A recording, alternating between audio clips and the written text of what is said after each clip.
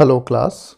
आज की क्लास में हम 11th क्लास की यूनिट 2 जिसका नाम है कंप्यूटेशनल थिंकिंग एंड प्रोग्रामिंग उसे स्टार्ट करेंगे। आज की class computational thinking and programming का फर्स्ट पार्ट है। तो सबसे पहले हम देखते हैं इंट्रोडक्शन टू प्रॉब्लम सॉल्विंग। हम रियल लाइफ में जैसे हमें मान लीजिए टिकट बुकिंग करनी है ट्रेन की या ऑनलाइन शॉपिंग करनी है। तो मान लीजिए ट्रेन की हमें टिकट बुकिंग करनी है तो उसके लिए हमें सबसे पहले तो टिकट बुकिंग काउंटर पे जाना होगा और वहाँ पे क्यू में लग के जो हमारा टिकट बुकिंग का फॉर्म है उसे फिल करना होगा और तब उसे हमारी टिकट बुकिंग हो पाएगी। लेकिन इसी काम को अगर हम कंप्यूटर के थ्रू करते हैं तो हम घर बैठे ही टिकट बुकिंग कर सकते हैं। और इस तरीके से अगर हमें ऑनलाइन शॉपिंग कुछ ख़रीदना है, मान लीजिए कुछ हमें दूसरे स्टेट से ख़रीदना है तो उसके लिए तो हमें वहाँ जाना पड़ेगा, फिर वहाँ पे शॉपिंग करनी पड़ेगी।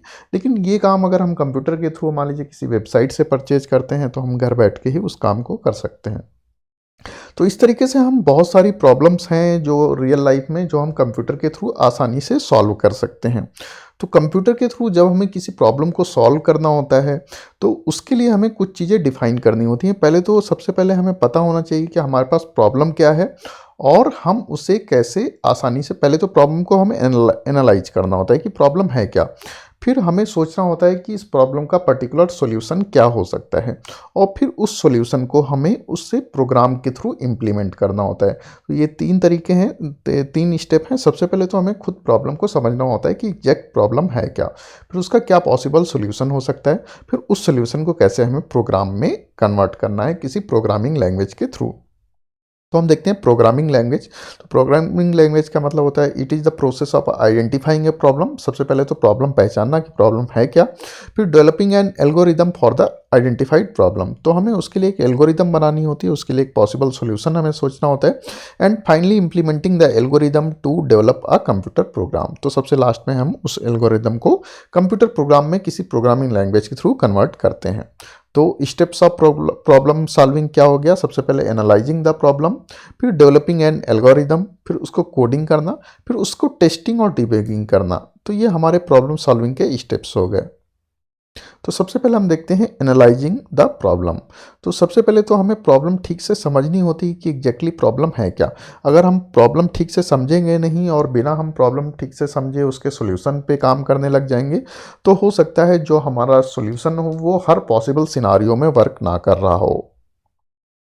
और हर जो हमारी प्रॉब्लम है हमें उसमें पता होना चाहिए कि हर प्रॉब्लम के लिए हमें उसमें इनपुट्स क्या हैं और उनको प्रोग्राम किस तरीके से एक्सेप्ट करेगा और आउटपुट देगा।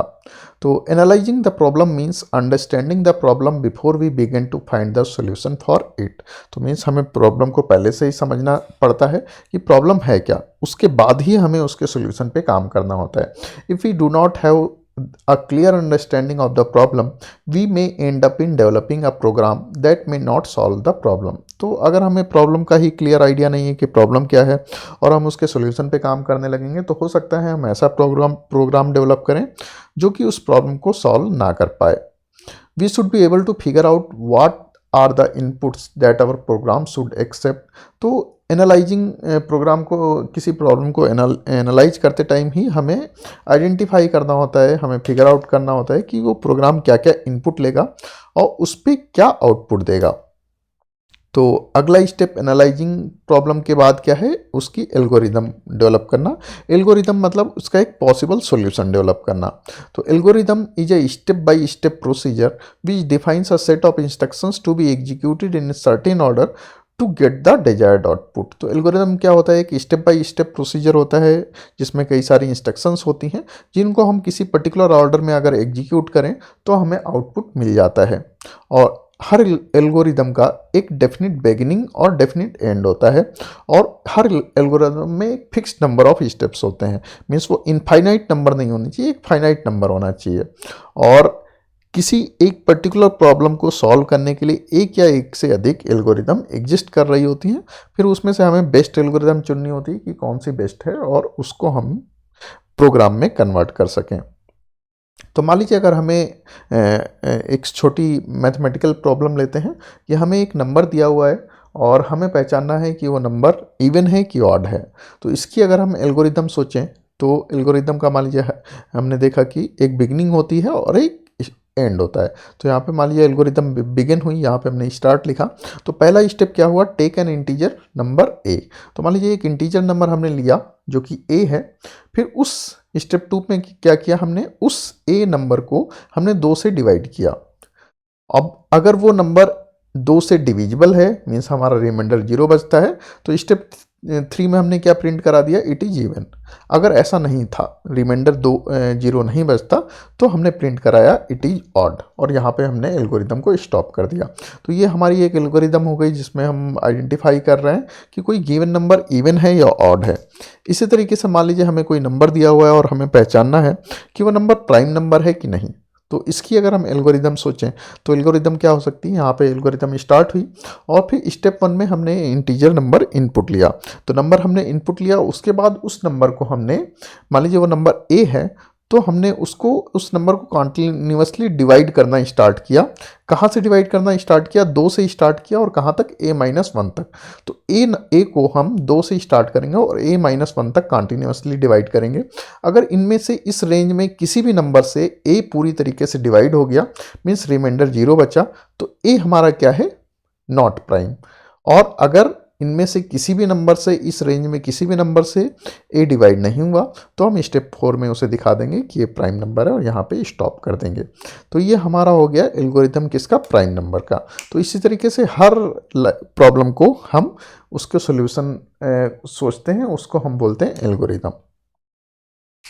फिर एल्गोरिदम सोचने के बाद अगला स्टेप आता है उसको कोडिंग करने का। कोडिंग का मतलब उसको किसी कंप्यूटर प्रोग्राम में कन्वर्ट करना। तो coding means writing computer programs that can be executed by a computer to perform a specific task. तो जब हमने एल्गोरिदम बना ली, फिर उसको जब हमने कंप्यूटर प्रोग्राम उसको लिखा, तो उस प्रोसेस को हम बोलते हैं कोडिंग। तो बहुत सारी हाई लेवल प्रोग्रामिंग लैंग्वेजेस आजकल हम यूज करते हैं जिसके थ्रू हम प्रोग्राम लिख सकते हैं। हमने प्रोग्राम लिख लिया, उसके बाद एप्लीकेशन जो हमारी डेवलप हुई उसके लिए हम उसको टेस्टिंग करते हैं। तो टेस्टिंग में हम आइडेंटिफाई करते हैं कि जैसा हम चाह रहे थे, जो वो हमारी एप्लीकेशन या वो हमारा प्रोग्राम उसी के अकॉर्डिंग परफॉर्म कर रहा है कि नहीं। तो इसमें हम आइडेंटिफाई करते हैं कि प्रोग्राम में कोई बग तो नहीं है, कोई एरर तो नहीं है। हम ये सारी चीज़ें टेस्टिंग में आइडेंटिफाई करते हैं। हम इसमें ये भी चेक करते हैं कि हमारा जो प्रोग्राम है वो एक एक्सपेक्टेड टाइम में आउटपुट दे रहा है कि नहीं।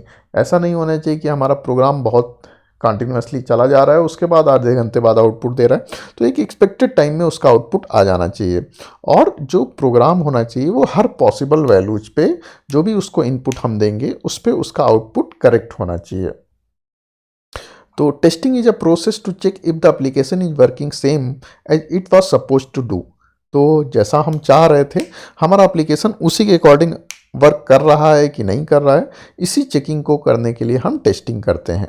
तो मेन ऑब्जेक्टिव टेस्टिंग का क्या होता है, is to find bugs and errors. तो इसमें हम मेनली चेक करते हैं कि हमारे प्रोग्राम में कोई एरर तो नहीं या कोई बग तो नहीं, इसको हम आइडेंटिफाई करते हैं। तो टेस्टिंग में हम क्या क्या टेस्ट कर सकते हैं, जैसे हम इसमें चेक कर सकते हैं कि हमारा प्रोग्राम एक्सपेक्टेड टाइम में आउटपुट दे रहा है कि नहीं दे रहा है, या प्रोग्राम हमारा हर पॉसिबल इनपुट वैल्यू पे करेक्ट आउटपुट दे रहा है कि नहीं दे रहा है। तो टेस्टिंग के बाद जब हम टेस्ट में आइडेंटिफाई कर लेते हैं कि हमारे प्रोग्राम में क्या क्या बग्स हैं, क्या क्या एरर्स हैं, हम उन बग्स या एरर को रिमूव करने की प्रोसेस को बोलते हैं डिबगिंग। तो debugging is the activity to fix the bug found in the application. तो टेस्टिंग में हमारा मेन काम क्या है, जो हमारी एरर्स हैं उनको आइडेंटिफाई करना, फिर उन्हीं एरर्स को जब हम रिमूव करते हैं उसको हम बोलते हैं डिबगिंग। तो हम देखते हैं एक गुड एल्गोरिदम की क्या क्या कैरेक्टरिस्टिक हो सकती हैं। तो सबसे पहले तो प्रिसीजन। तो जो भी एल्गोरिदम में जो सारे स्टेप्स होने चाहिए, यहाँ पे हमने देखा एल्गोरिदम में ये सारे स्टेप थे, तो जो सारे स्टेप्स होने चाहिए वो क्लियरली डिफाइन होने चाहिए, एम्बिगुअस टाइप के नहीं होने चाहिए। यूनिकनेस, तो हर एल्गोरिदम में हर स्टेप का एक आउटपुट होता है, तो हर स्टेप का जो आउटपुट होना चाहिए वो यूनिकली डिफाइन होना चाहिए।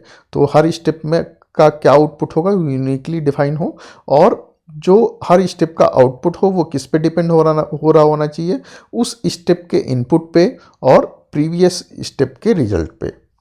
और जो हमने देखा कि एल्गोरिदम में फाइनाइट नंबर ऑफ स्टेप्स होने चाहिए, हर एल्गोरिदम का एक इनपुट होना चाहिए, वो हमें पहले से पता होना चाहिए क्या इनपुट होगा, और आउटपुट होना चाहिए हर एल्गोरिदम का एक। तो ये कुछ कैरेक्टरिस्टिक हो गए एक गुड एल्गोरिदम के।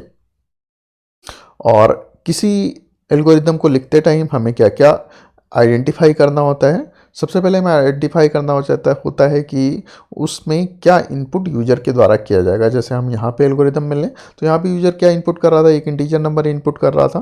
तो इस तरीके से हमें एल्गोरिदम में पता होना चाहिए कि क्या यूजर के द्वारा इनपुट किया जाएगा और फिर हम उस पर क्या प्रोसेसिंग करेंगे, हम उस पर कैसे जो आउटपुट लाने के लिए हम उस पर बीच में क्या प्रोसेसिंग करेंगे।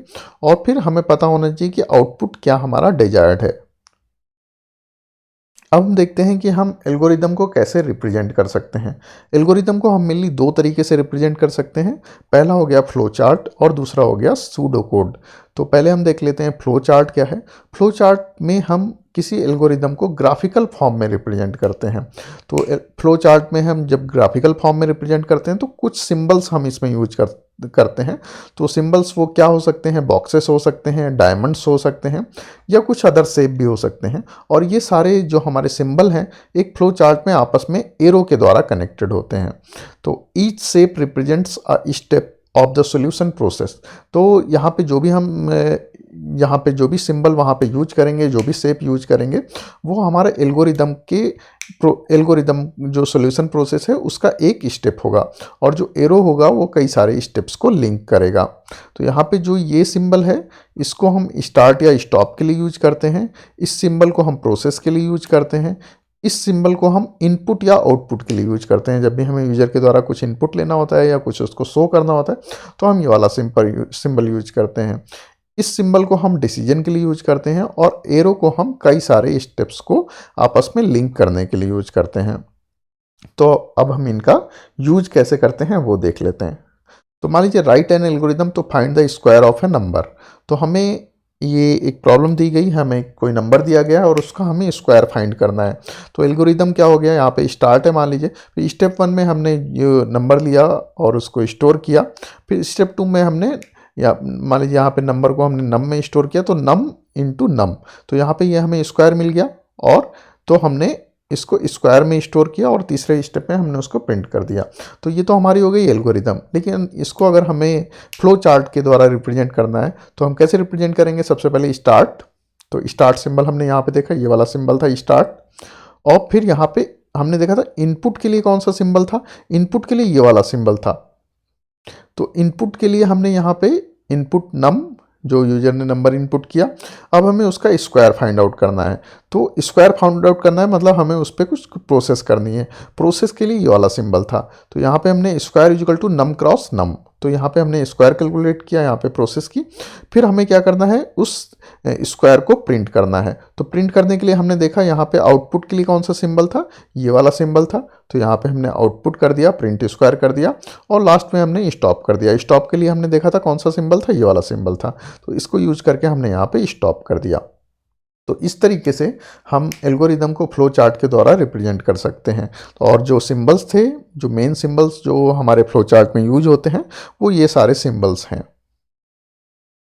अब देखते हैं सूडो कोड क्या होता है। सूडो कोड भी एक तरीका है कि किस तरीके से हम एल्गोरिदम को रिप्रेजेंट कर सकते हैं। सूडो कोड में कई सारे स्टेप्स हम लिखते हैं जिसके द्वारा हम प्रॉब्लम को सॉल्व करते हैं। Step by step pseudo code होता है। और सूडो कोड कोई प्रोग्रामिंग लैंग्वेज नहीं होती, लेकिन इसको हम सिंपल एक इंस्ट्रक्शंस का एक सेट होता है जो कि किसी प्रोग्रामिंग लैंग्वेज से रिजेंबल करता है, लेकिन ये प्रोग्रामिंग लैंग्वेज इटसेल्फ नहीं होता।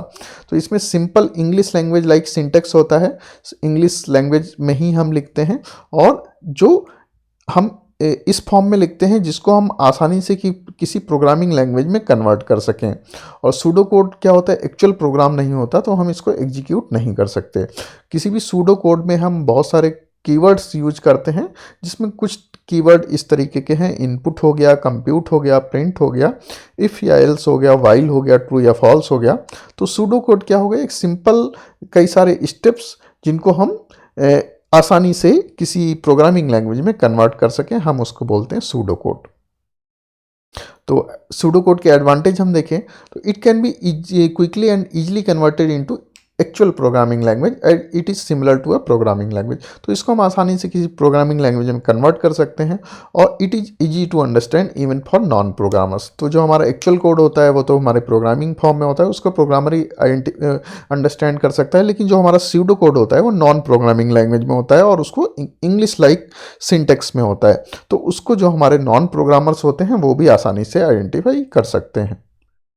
तो यहाँ पे एक हमारा एग्जाम्पल है, यहाँ पे हमें एक एल्गोरिदम लिखना है जिसमें दो नंबर्स जो कि यूजर इनपुट करेगा हमें उसका सम आउटपुट में दिखाना है। तो write an algorithm to display the sum of two numbers entered by user using both pseudo code and flow chart.